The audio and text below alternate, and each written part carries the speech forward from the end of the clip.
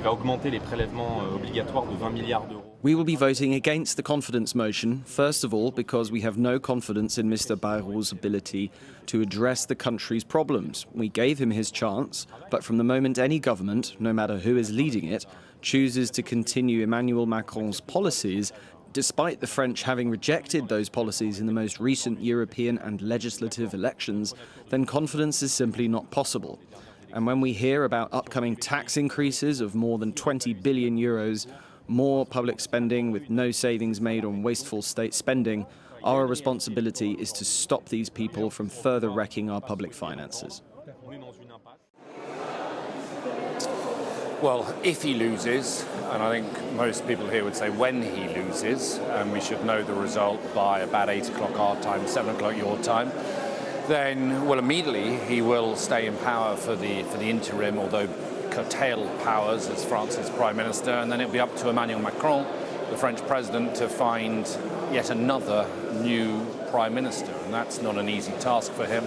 It'll be his 5th Prime Minister in a little more than 2 years. It is a job that many people have now failed at because of the divisions in the National Assembly, because there is really a hung parliament now, a hung parliament that came about only because Emmanuel Macron called surprise snap elections around 18 months ago, and he failed to get a majority. So a lot of people will see what's happening today in a way is not just a failure of the Prime Minister Francois Bayrou, but a failure of Emmanuel Macron's judgment. He is a really disliked figure, the French president, in France at the moment. A lot of people want him to go. There are increasingly calls for him to resign. He has said time and time again that he won't do that, and I wouldn't expect that his resignation will be a consequence, not at least an immediate consequence of what happens today, but it does put him into a very difficult position.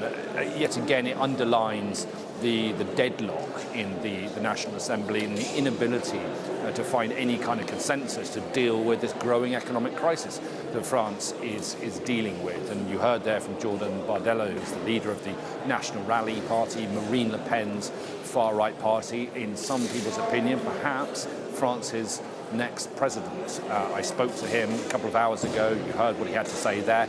They want fresh National Assembly elections. They think that they could get a majority if that happens. And so I think you will see far more pressure for, at least in the immediate term, fresh Assembly elections, perhaps even for Macron to step down. But, you know, it underlines the kind of paralysis, the political paralysis that France is in at the moment.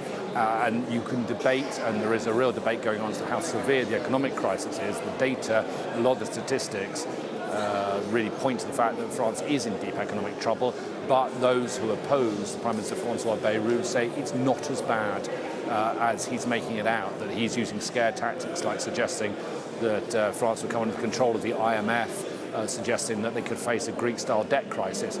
You know, the economy's bad. It's not that bad yet, but Bayrou's argument is if we don't do something about it now, then France is on a track to find itself in that predicament.